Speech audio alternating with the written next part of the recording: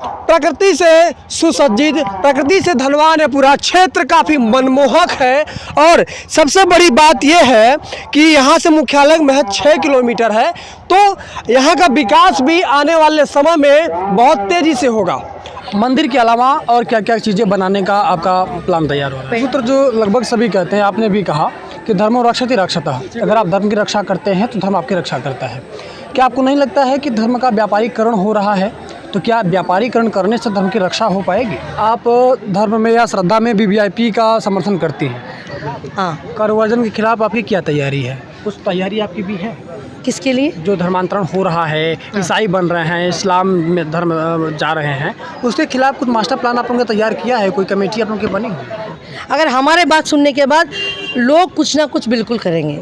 Google पे डालें तो आपका जो नाम है बुलेट रानी के नाम से भी आ जाता है। व्यक्तिगत सवाल हो जाता है ये सभा में पूछना व्यक्तिगत सवाल। बुलेट रानी नाम कैसे आया? इसके बाद तमाम राजनीतिक नेताओं के साथ आपकी तस्वीरें वायरल होती रहती हैं। और एक सवाल ये हुआ, दूसरा सवाल ये हुआ, यहाँ का जो पूरा क्षेत्र है इसे किस संस्था के माध्यम से आप बनवाना चाहती हैं, या फिर क्या कुछ तैयारियाँ हैं? सरकार से सहयोग लेना है, आम जनता से सहयोग लेना है, या क्या कुछ करना है? दोस्तों, आज हम आपको लेके आए हैं ऐसे जगह पे जहाँ की महत्ता, विशेषता बहुत ही अद्भुत है। ये कौन सा जगह है इसको पहले आप जान लीजिए। नाम है सुंदरवन। सुंदरवन नाम है तो उसकी सुंदरता भी वैसी ही है। बहुत ही घना जंगल है और लगभग 90 बीघे के आसपास में पूरा क्षेत्र फैला हुआ है। और यहाँ बन क्या रहा है? यहाँ पे 12 ज्योतिर्लिंग की स्थापना की जा रही है। लगभग 9 फीट 5 इंच का महादेव का जो शिवलिंग है उसकी स्थापना की जाएगी। भदोही में मौजूद है। और भदोही में कहाँ मौजूद है उसको जान लीजिए। मुख्यालय से लगभग 6 किलोमीटर के पूर्व में। यहाँ से वाराणसी की दूरी जो है 55 किलोमीटर है। विंध्याचल की दूरी लगभग 40 किलोमीटर और प्रयागराज लगभग 75 किलोमीटर दूर है। तो प्रयागराज, वाराणसी, काशी और विंध्याचल के बीचों बीच एक ऐसा धाम बनाया जा रहा है जो अपने आप में अद्भुत होगा। अगर सीधे सीधे कहें तो भदोही के विकास में 4 चांद लगाने के लिए तैयार हो रहा है। भदोही में एक ऐसा टूरिस्ट स्पॉट बनाया जा रहा है जो अपने आप में अलौकिक होगा।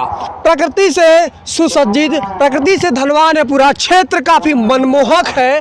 और सबसे बड़ी बात यह है कि यहाँ से मुख्यालय महज 6 किलोमीटर है, तो यहाँ का विकास भी आने वाले समय में बहुत तेज़ी से होगा।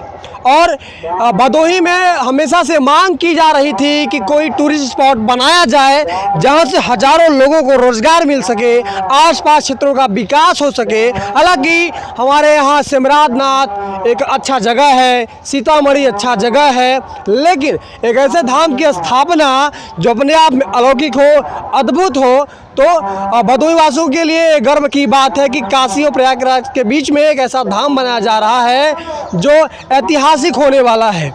लगभग 108 फीट की ऊंची मूर्ति रुमा मंदिर बनाया जाएगा और उसी मंदिर में भगवान शिवलिंग का जो शिवलिंग है उसे स्थापना किया जाएगा। पिछले भी 1 महीने में यहाँ का भूमि पूजन हुआ है, पिछले 10 जून को। और थोड़ा कैमरामैन से गुजारिश है उसको दिखा दीजिए। ये जो आपको थोड़ा जूम करके दिखाइएगा वही स्थान है जहाँ पे 108 फीट का शिवलिंग नुमा मंदिर बनाया जाएगा। उसी में भगवान शिव का शिवलिंग स्थापना किया जाएगा। और यहाँ का जो शिलान्यास करवाए थे माननीय मंत्री श्री स्वतंत्र देव सिंह जी करवाए थे, है ना।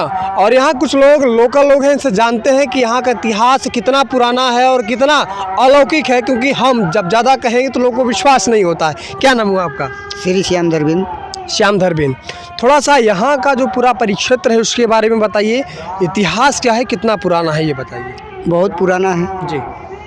और हम लोग के जन्म तिथि नहीं था, उसके पहले से है।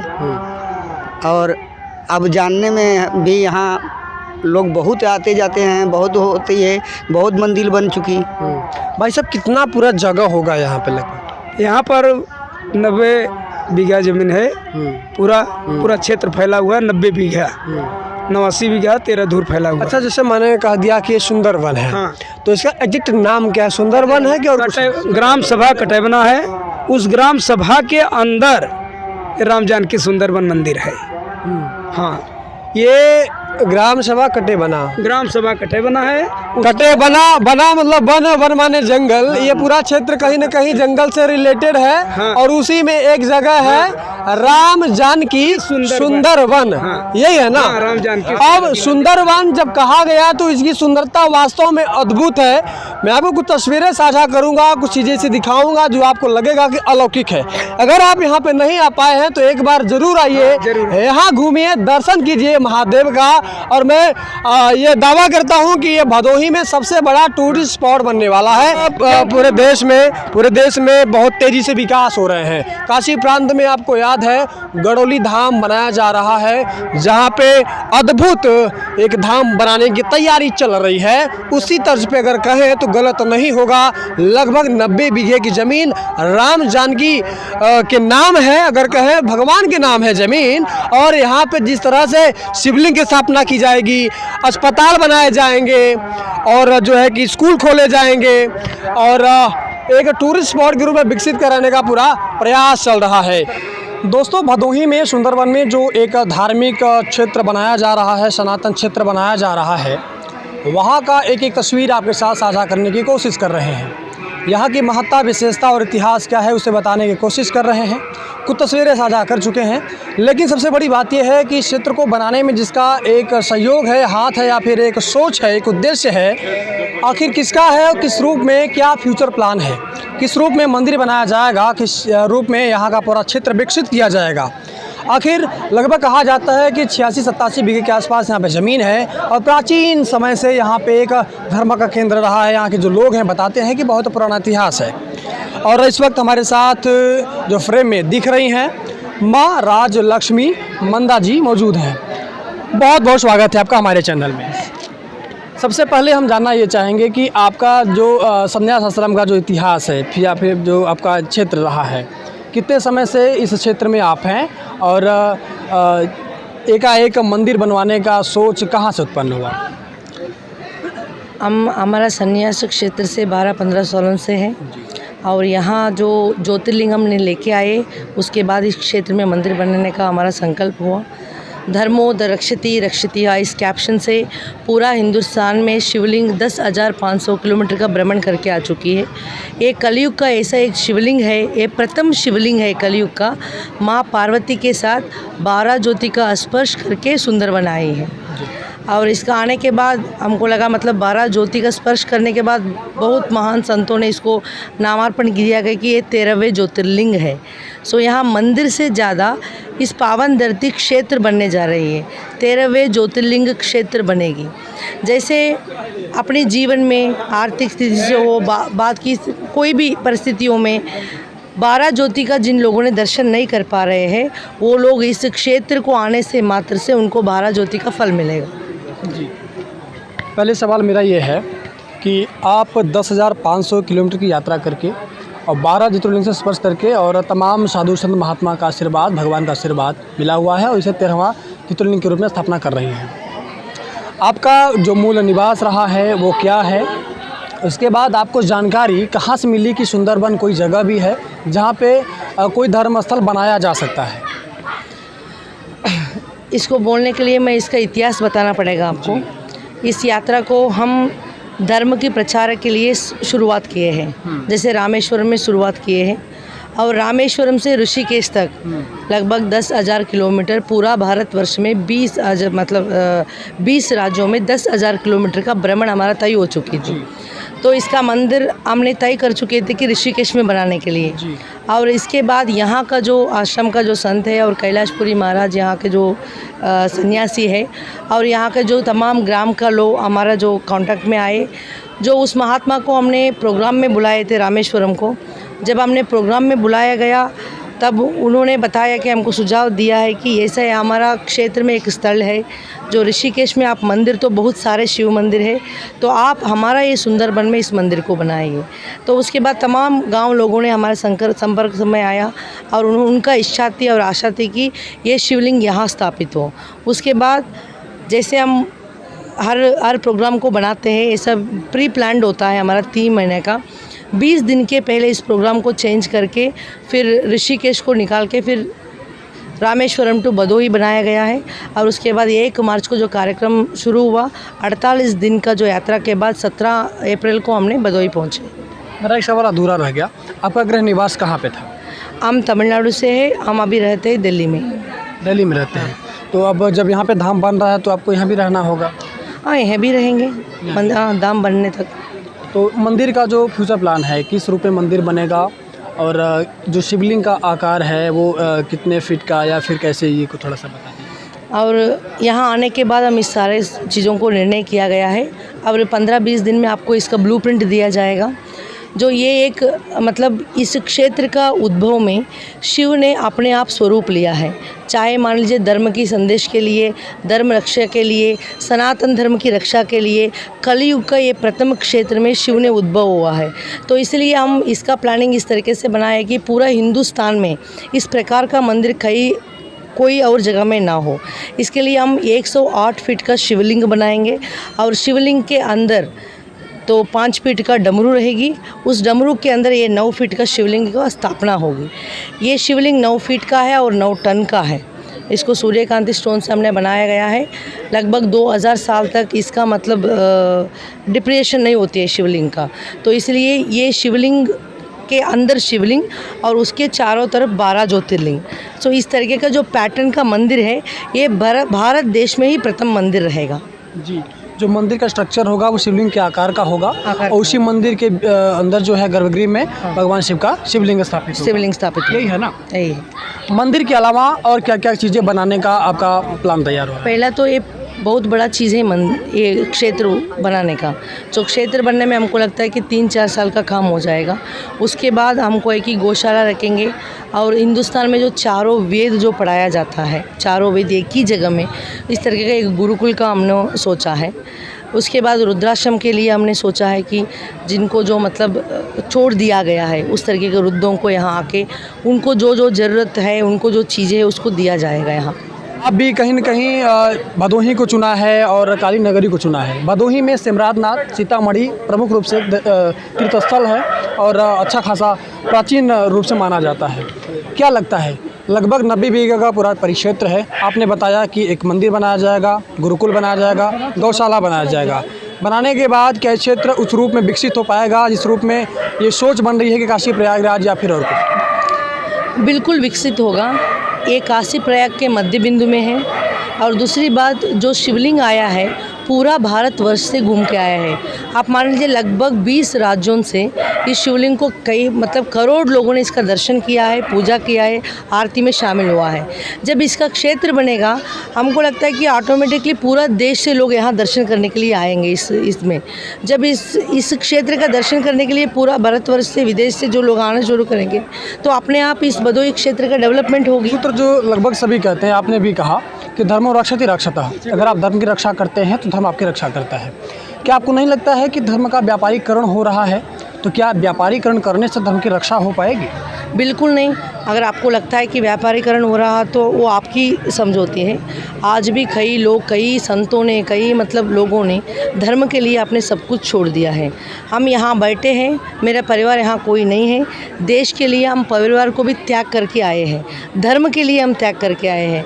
और इसको इस नज़रे में लेके जाना और इस तरीके की शब्दों से उपयोग करना जहाँ तक ठीक है हम नहीं जानते, फिर भी धर्म के लिए सच्चे काम करने वाला लोग है, इसीलिए अभी तक धर्म बचा है। चलेगा।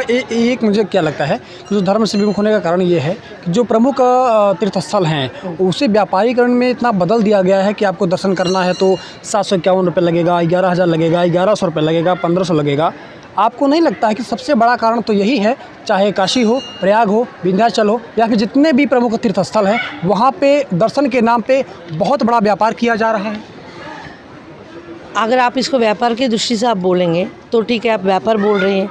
हर मंदिर में ऐसा नहीं है कि बिना पैसे आप दर्शन नहीं कर सकते। काशी में ऐसा हो रहा है, पेपर में भी निकला था दैनिक जागरण में। इसका मतलब है कि हर मंदिर में जनता के लिए तो छूट है, जनता तो दर्शन कर सकती है।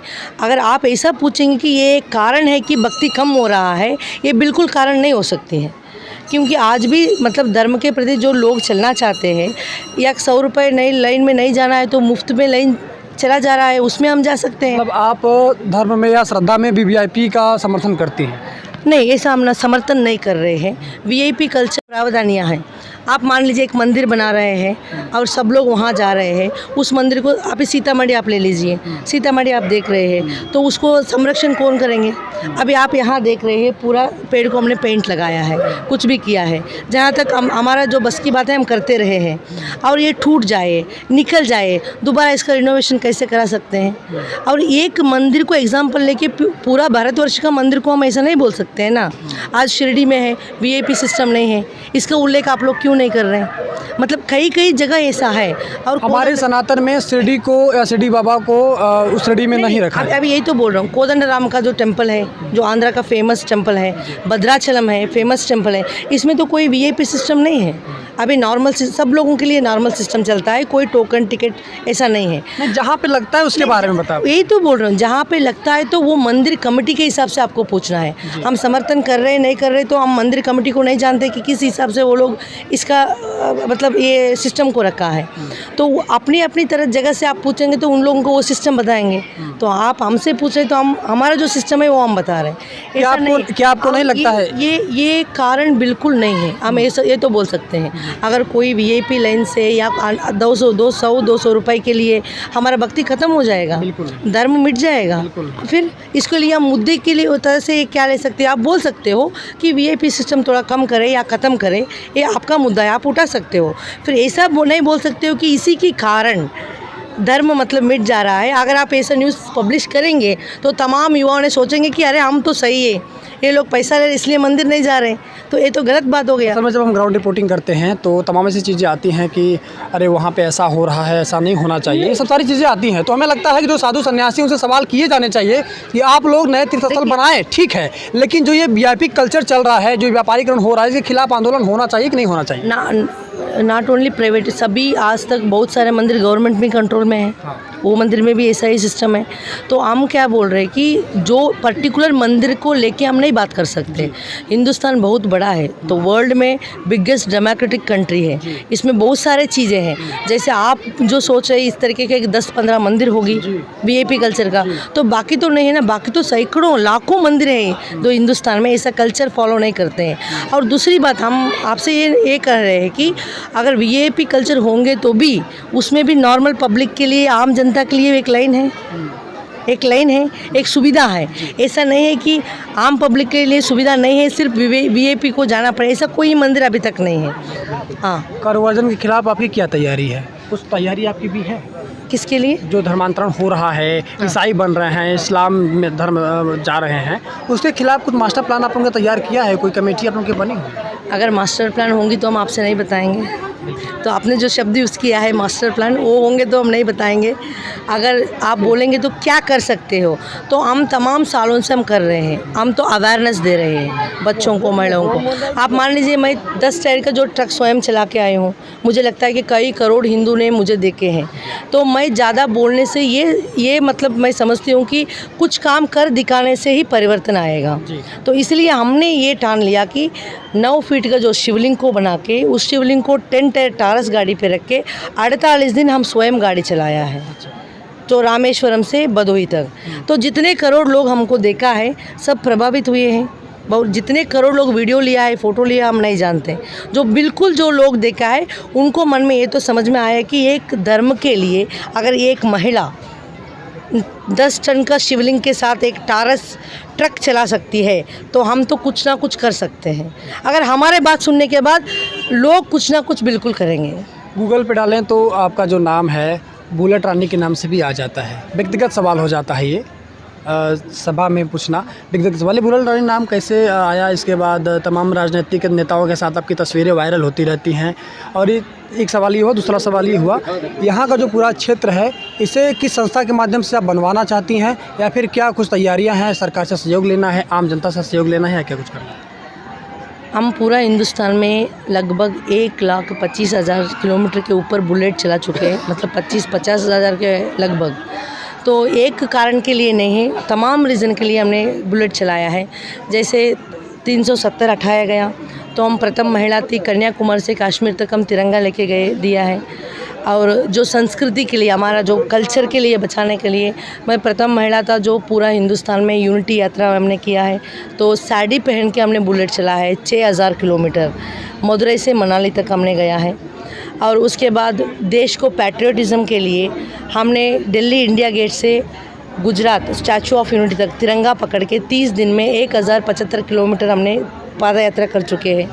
और इसके बाद प्लास्टिक मुक्त भारत जो यात्रा हो और तमाम इस तरीके का देश के लिए जो चीज़ें, तिरंगा यात्रा हो, और हम बहुत सारे यात्रा पूरा भारत भ्रमण कर चुके हैं। इसके लिए हमको जो मीडिया ने नाम दिया है कि बुलेट रानी, तमाम 1,50,000 किलोमीटर के आसपास हमने बुलेट भ्रमण कर चुके हैं, इसके लिए वो नाम आए हैं। और जैसे भी हम जो यात्रा करते हैं तो नेताओं तो प्रशंसा करते हैं, हम कभी राजनीतिक रूप से किसी चीज़ में जुड़े हुए नहीं हैं, सिर्फ देश और धर्म के लिए जुड़े हुए हैं। जो भी करेंगे देश और धर्म, आज भी हमारा नारा यही है, अगर छोड़ना है तो जान छोड़ दो, देश छोड़ो, धर्म नहीं छोड़ो। डोनेशन वगैरह सरकार से भी लिया जाएगा कि बस आम जनता? नहीं, अभी तक इसको नहीं सोचा है हम लोग। हम काउंसिल की ओर से हम काम करना शुरू किया है, अगर फ्यूचर में जैसे ज़रूरत पड़ेगी वैसे निर्णय लिया जाए। अनुमानित लागत कितना लग सकता है पूरा जो आपका तैयार? अगर ये तो 108 फीट का जो लिंग है और इसमें सीमेंट में नहीं बनाया जाएगा, ब्लैक मेटल से बनाया जाएगा। लगभग हमको 80 करोड़ रुपए तक प्रोजेक्ट है ये। जी। तो कब तक तैयार हो जाएगा, कुछ आइडिया आपको? लगेगा 3 से 4 साल लगेगा। 3 से 4 साल? 4 साल लगेगा, बन के तैयार हो जाएगा। बन के तैयार हो जाएगा। चलिए, TRS से बातचीत करने के लिए आपका बहुत बहुत धन्यवाद। ठीक है, थैंक यू, नमस्कार, ओम नमः शिवाय। दोस्तों, भदोही में जो धाम बनने वाला है उसके बारे में एक एक कहानी, एक एक तस्वीर, एक एक सच्चाई, सब कुछ सामने लाने की कोशिश रही। फिलहाल बने रहने के लिए बहुत बहुत धन्यवाद। जय हिंद।